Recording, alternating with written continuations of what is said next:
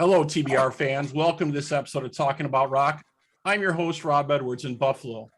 Let's say hello to my co-host, Gerry Schmidt in Nashville. Gerry, how's it going? Pretty good. How about you, Rob? Excellent, excellent. You had a busy couple days out there.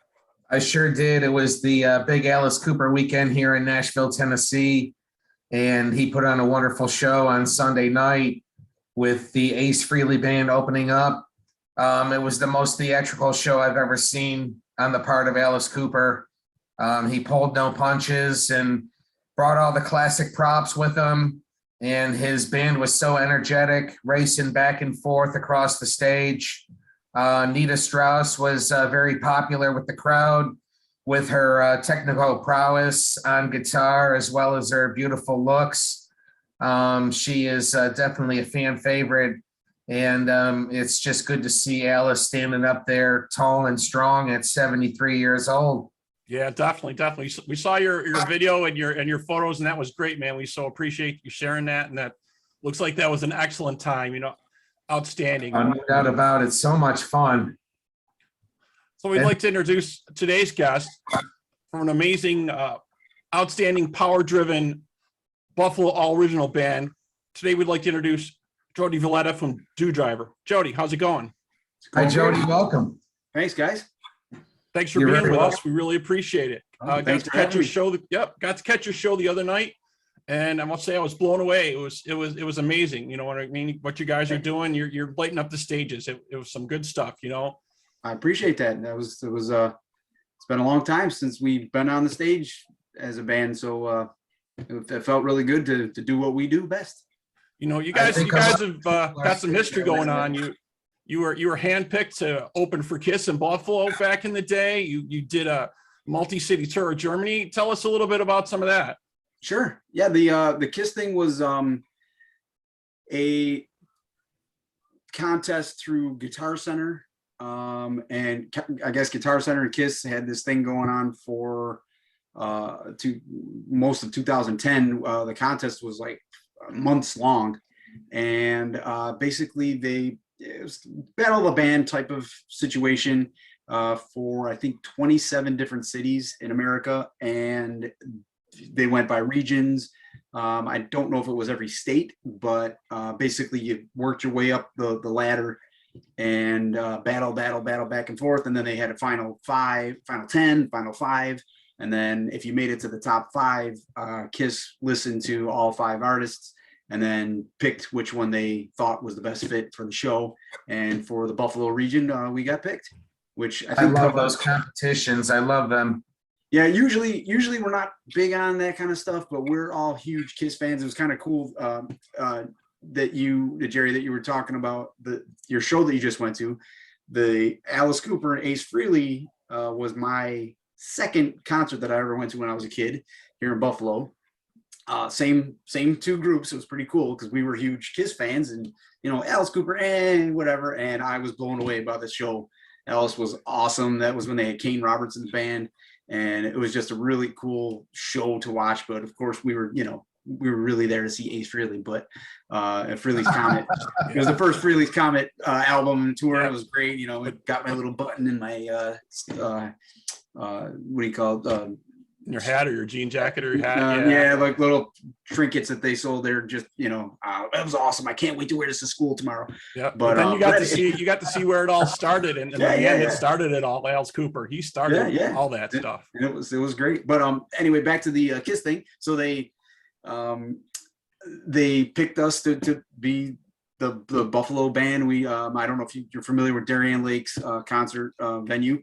That's where it was, and for us to be on the main stage there was, we're all of us are huge Kiss fans. That's why I got started. That's why Mike, my guitar player, got started. That's why he plays the Les Paul. That's why we know 100. That's why I'm involved with the Kiss This guys, because of our love for the band. So it was a dream come true for us, and they treated us like gold. It was fantastic. They were just super nice guys. The road crew was amazing. Paul was actually on stage during our sound check without makeup and stuff on. It gave us the thumbs up, and it was right there. We could have been done right there, and it would have been a dream come true. But to get to play on the same stage as them, not as a, oh, you were out in the parking lot playing during the Kiss concert. This was an actual on the stage, right in front of their gear with their guys. It was awesome. Yeah. How did that feel going from like playing the smaller venues to all of a sudden you're in an arena? Was that a little crazy? Was that a little intimidating? How did that feel? No, honestly, and I don't want to downplay it because it was a huge honor for us, but that really was not the biggest crowd we've ever played in front of, because we were the opening act, and then there was another band that was touring with them that was technically their touring act. So we played a little early. There was probably about 7,500 people there by the time we played, and we had played at up in Niagara Falls for New Year's Eve for Hard Rock Cafe maybe year after or year before that, and there was about 15,000 people. So wow. that was technically our biggest crowd, and that was mind blowing. But the crowd size really didn't shake us at all. It was the fact that we're really doing this. This is the band that the pinnacle. How much bigger can you get than open for? Right. You're opening for rock legends, exactly. Right. I mean, who else is Rolling Stones? Maybe that's the only band I can think of that would be even bigger than that. I really wouldn't care to stick around for their whole set anyway. But that's just me. Right. I'm knocking them. So after that, did you jump onto the Germany city tour, or how did that come about? No, that was several years later. We've toured Puerto Rico. We've done some touring here in the States, but the European tour kind of came through a band whose singer guitarist is actually from Buffalo. The band's called Lord Bishop Rocks. He moved to Germany for whatever reason, comes back home every once in a while, does a little bit of touring in the States, and had come through and was touring around, and I got to talking to him and said, he's like, I take on bands. If you guys ever want to hop on a tour, I toured constantly. That's all I do. I'm a full-time musician. I just, if you guys want to come over to Europe and tour, it's this much money. It's going to cost you this much. It's going to take this much time, on and on. Did the logistics, figured it all out. And we did some crowd funding and raised all the money that we had to get on the plane, to do all the touring, to eat, to get the gear, and went and did it. And it was 2 weeks, and it was fantastic. The first week was a little rough because our gear never left Toronto. We flew out of Toronto, and we didn't know that until we were in Germany. And oh wow, yeah, it was a little like we went from Germany to Ireland, from Toronto to Ireland, then to Germany, and not knowing the whole time that our gear never left Toronto. And so the guys didn't have their guitars, bass, or cymbals, and our drummer Mark had a drum bag and some sticks and a whole bunch of little goodies in his bag, and none of that stuff came. So we ended up using the touring band's stuff. It was a little rough because our bass player Chris plays a 5-string and they play a 4, and it was a little odd for the whole first week. We had to use their gear, and then our stuff showed up finally, and after that it was all us. So but it was an experience of a lifetime. We did Germany, Switzerland, Austria, Croatia, and that might have been it. But so 5 different countries. Drove through probably 10 different countries. We were driving 10-11 hours from one city to the next, and all the horror stories that you hear about being on the road, from driving all night to get to the next gig. That was what we did. So it was lots of driving. Plus in a foreign countries. Yeah, I tell you what, the movies that you watch with your wife or your girlfriend, and you see them driving through the countryside and a bunch of sheep are crossing the road. Yeah, that happened. It was it was quite hilarious. And but the people were amazing. Shows were amazing. We never had better fans. That I tell you what, I would go back to Germany in a heartbeat. The fans are amazing there. They love everything you do. They really appreciate what you're doing, and it's like a brand new thing for them. But it was very strange because we don't think of it that way. We think of, oh man, hope we get to play that club downtown, and they're dying to come out to see live music, and it was fantastic. But they smoke everywhere you go. Smoke everything. Smoke. Everybody smokes everywhere. Kids, dogs, cats, they all smoke.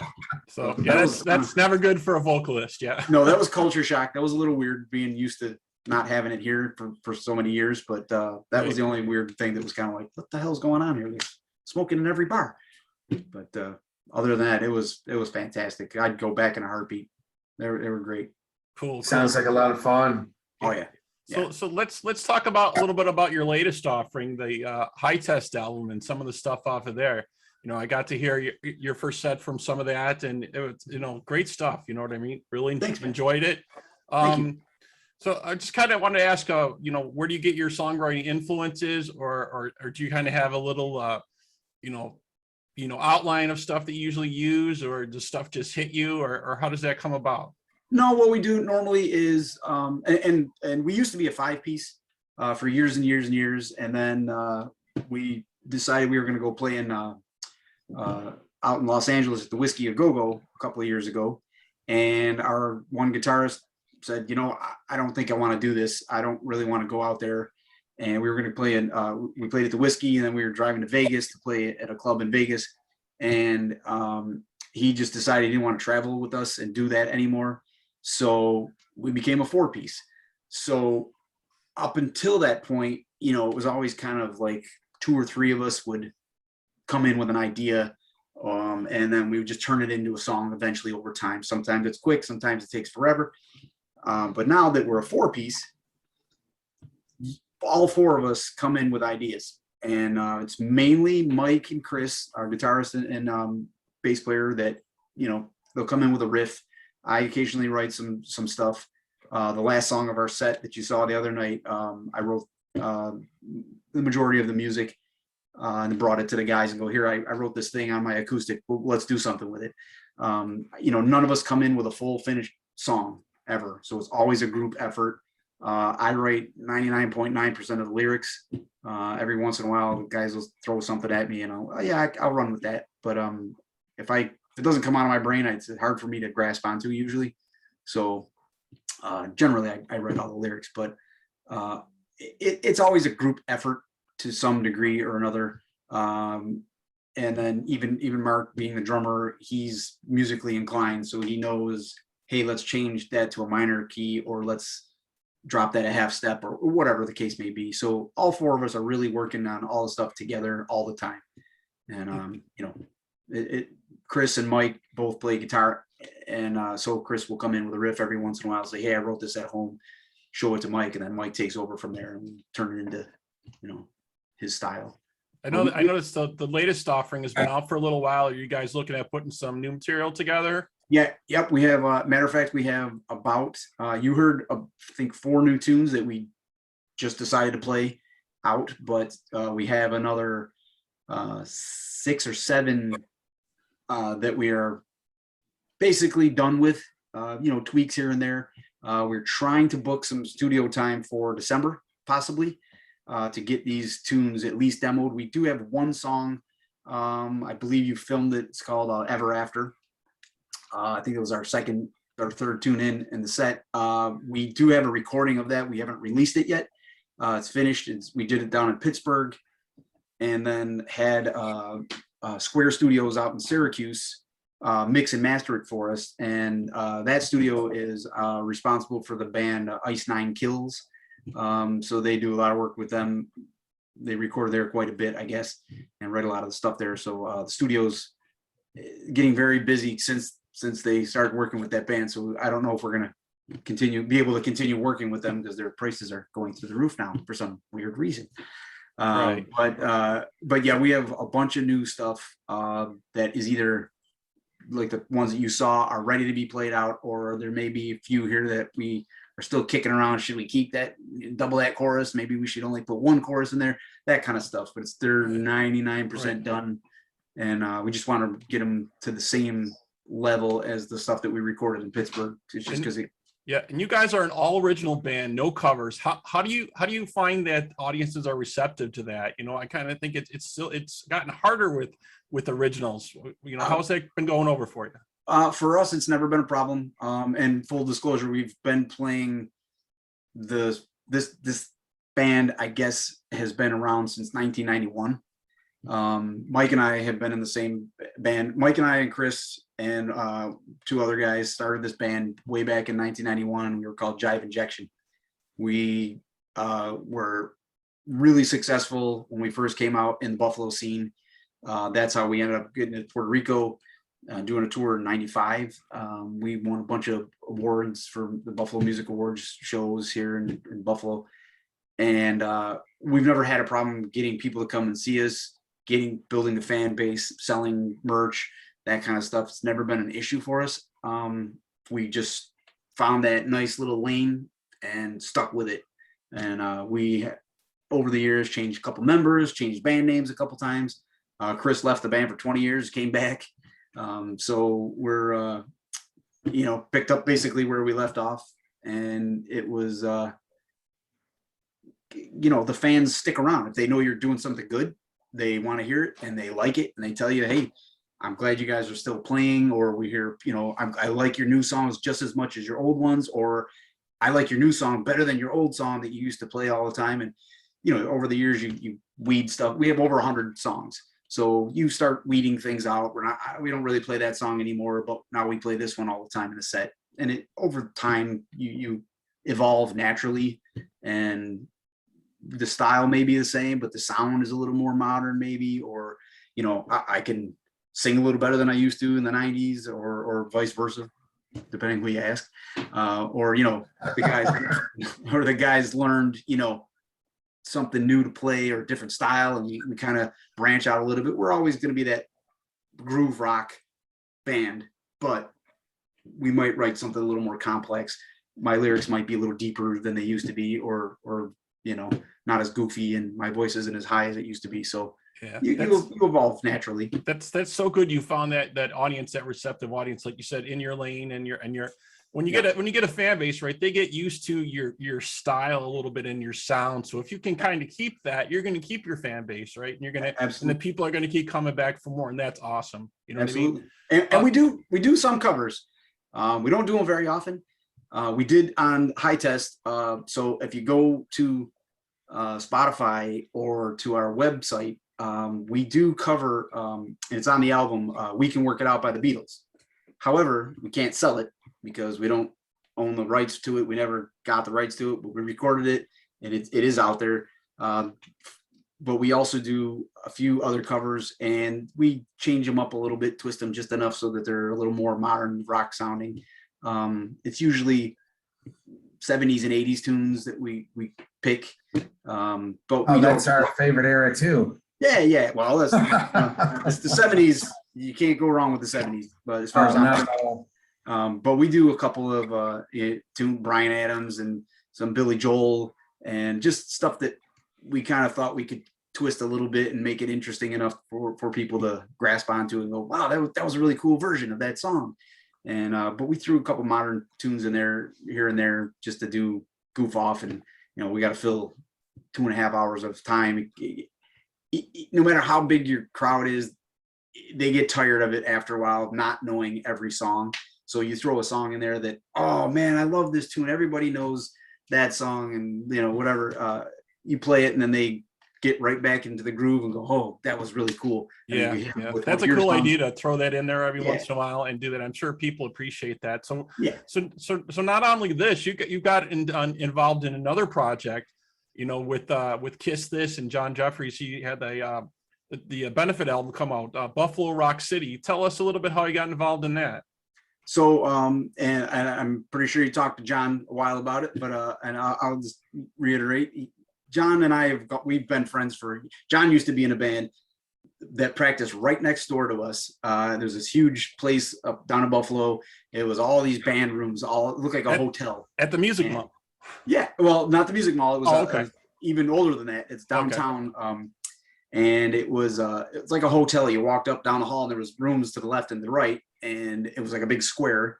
and his band practiced right next to ours, and we've been friends for about 30 years almost, and so we've known each other forever. I used to work for the Hard Rock Cafe. The Kiss This wanted to play there, and we just were talking about stuff, and he was talking about music that bands don't normally play, like some of the Kiss tunes, for instance. Right, like the B-sides or something. Not that they were bad tunes, they just aren't popular enough that people wouldn't, normal Joe would be, if it wasn't on the radio, they're not going to know the song. Right. So the particular song that I sing, I've Had Enough, Into the Fire, off of Animalize, I had said, I always love that part, and it's like a bridge part, and I sang it, and he's like, oh my God, that would be great if we recorded that, or we did that together. And that's kind of how the ball started rolling. He took that and just ran with it, and just from that moment, he's like, you're gonna sing that song, that's your tune.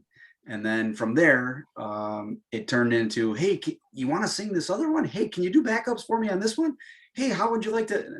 And I never say no.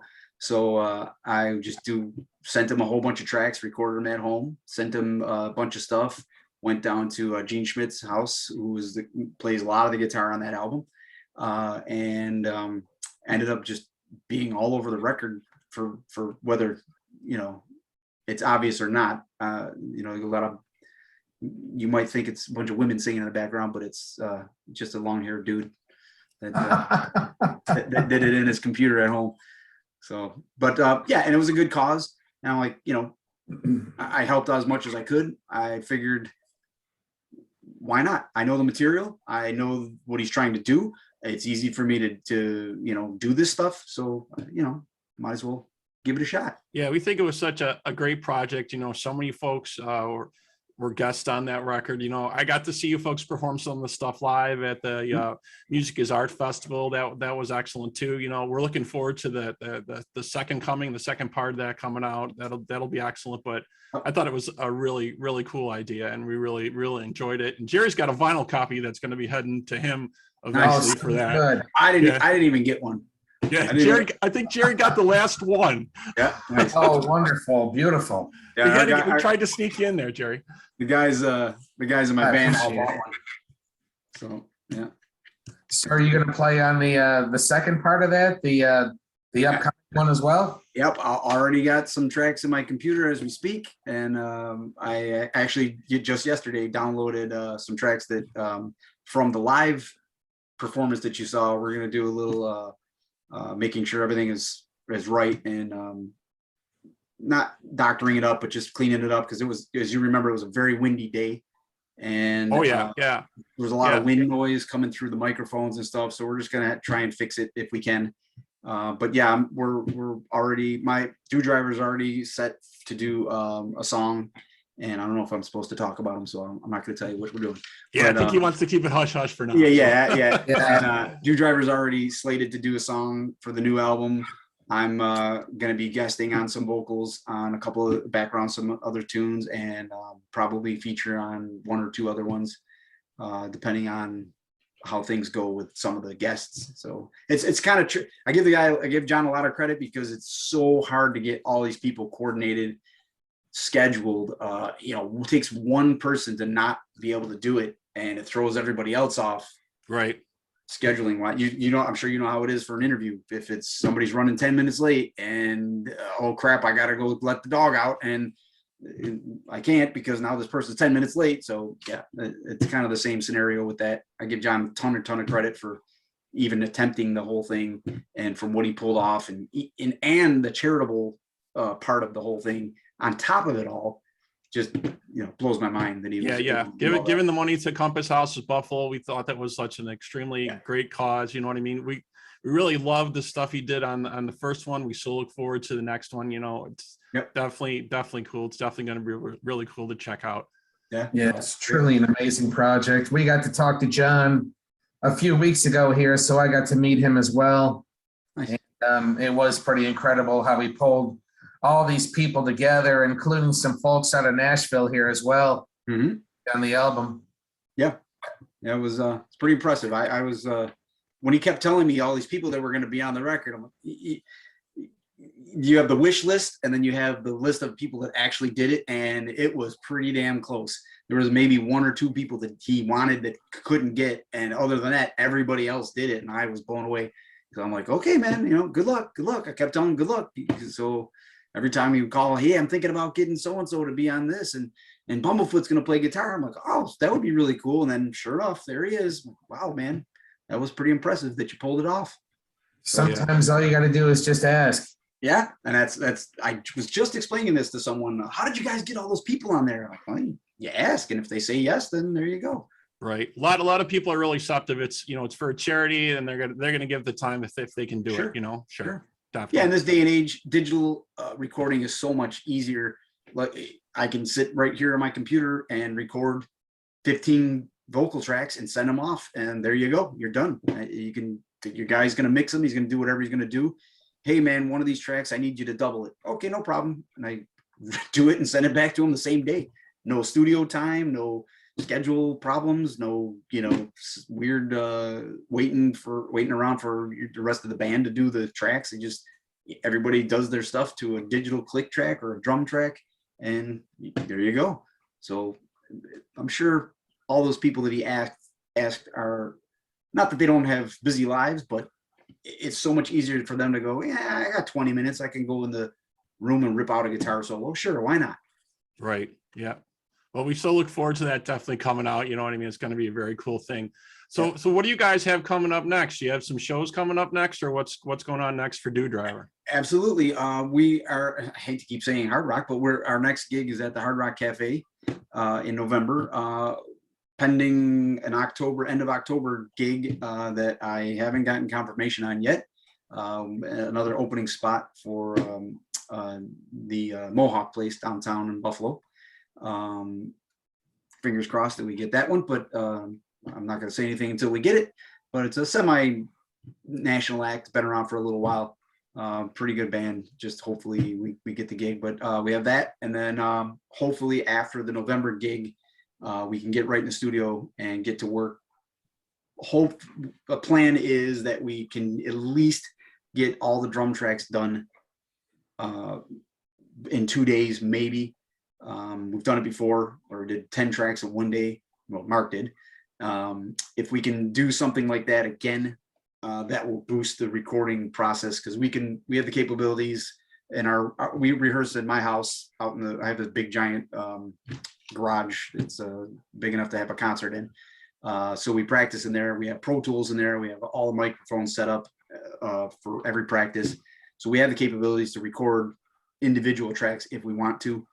And we're kicking around the idea of maybe recording the drums in the studio, maybe the vocals in the studio, and then the guitar and bass here at our place. That way we have the luxury of time and placement and sound. You can do whatever you want to do and still get a decent result rather than spending thousands of dollars. We were talking about that with one of our previous guests, kind of if you can start it off in your home studio, that way you don't have to, waste as much time in the professional studio. You can try to just maybe master it and clean it up in the pro studio, not, spend so much money, Yeah, we've talked to a lot of people from their home studios. As a matter of fact, it seems to be a way of life.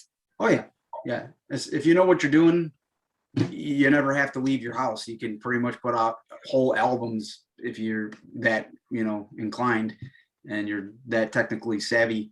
But we're kind of old and dumb, and we haven't figured it out yet. So we got to do one thing at a time. We can do guitars, and then we can do bass, and that might be about it. And then, other than that, and I can do vocals on my computer, but there's so many options and so many different ways to do it. Some things are just better off going to the studio and letting a guy push the buttons for you, and you just do what you do, and you don't have to worry about it. Right. Stick with what you know. Yeah. Do you know, down in Nashville, friends of ours from Buffalo that live there, Scott Calandra and Christine Denis, had a really good group whose name escapes me right now, but they moved to Nashville because they were doing a lot of work with Tommy Lee a couple of years ago from Motley Crue, recording in his studio and then decided to move down to Nashville to make a go of it. And they kind of changed directions and started doing more electronic music. We'll call it that. But they were pretty cool back in the day. I don't know him. I haven't heard of him before, but there's so many people moving here into Nashville to pursue music with all the resources here. Guitarists are a dime a dozen around here. Everywhere you turn, somebody plays guitar. Sure. And there's a lot of recording studios down here as well, including those that people have created in their homes. Yep. That's one of the places that's on our bucket list. We haven't actually never played in Nashville, so we're wanted to get down there at some point, but it's just a matter of time, I guess. There's new venues going up every day, it seems, for places for performers to play. So the options are plentiful if and when you guys decide to come down here. Yeah, that's we've been obviously New York, Pennsylvania, Ohio, Maine, Michigan. We've played in Puerto Rico, California, and obviously Europe. So kind of Northeast and spread them out, spread the shows way out, but we haven't gone down the East Coast and haven't hit anything below Pennsylvania yet. Well, I could provide you a few names of clubs and people that run them. So it would be helpful to you if you ever want to try to book something. Yeah, absolutely. That'd be cool. Yep. And it sounds like, whatever you're doing, keep on doing it, man. Music sounds great. You know what I mean? Thank you. If folks want to check you out, I know they can check out your stuff on Spotify. Is there anywhere else they can check out your music? Yeah, actually right on our website, DoDriver.com. It's we're on I forget how many 20 plus platforms. You just type in DoDriver in your browser and you're gonna find us somewhere. YouTube, obviously, but our last album before High Test was called Life Changes Everything. We'll be back up and running in a day or so. We had a little glitch going on with our account not renewing on time or something. I don't know what that problem was, but we had to reload everything into the site the other day to TuneCore, and then they get distributed from there. So that should be back up and running. That was a self-recorded album, partially back in the day too. So that was should be back up there soon. But Cool. Yeah, we look forward to checking that out when that's what's back up there, and we look forward to the new music that you guys got coming out soon. That'll be great. Like I said, keep up what you're doing. It sounds really good. If you folks haven't heard it yet, check these guys out. Was it DoDriver.com? You can check them out on Spotify. And as always, if you want to hear more from us or you have any comments or feedback, please feel free to email us at talkingaboutrock@gmail.com. Please like us and follow us on Facebook. You can check us out on Instagram for pics, from the show that Gerry had with Alice Cooper and all the other shows that we visit. And you can also please check out our videos and interviews on our YouTube channel and subscribe to that. So Jody, I got to ask, how did you come up with the name DoDriver for the band? So, do you want the made-up story or you want the real story? The Whichever you prefer to tell, I guess. So the real story: our guitar player Mike, his son, when he was just knee high to a grasshopper, Mike was working on something in the house, and his son was trying to help him out, and he said, "Look, Daddy, here's a DoDriver." He said, "No, buddy, that's a screwdriver." And he said, and then Mike kind of said, DoDriver. I kind of like the way that sounds. And at the time we were changing band names and band members, and he had written this name down, DoDriver. What the hell does that mean? Does it even mean anything? And I was like, no, I just like the way it sounds. And, as opposed to Don't Driver. I was like, oh, okay, well, all right. And then it was voted on democratically, and we stuck with it. And we did some little, Google searching, and nothing came up with it except for a computer component that at one time existed. It was called the DoDriver or something. But other than that, it just kind of stuck, and it's easy to say and kind of sticks in your head a little bit, and that's pretty much the end of the story. But we do tell people that it's also has a meaning that, you know, being a positive group, a positive person is you're a DoDriver if you always do stuff and do things, something that your positive attitude is a DoDriver. I'm going to go do that, as opposed to don't driver. So I like that. Yeah. So we kind of use that spin on it, but the real story is the cute little kid. Well, I like both those stories for sure. Definitely. You know what I mean? And now more people are going to know both of those stories eventually. So Yeah. that's great, man. That's awesome.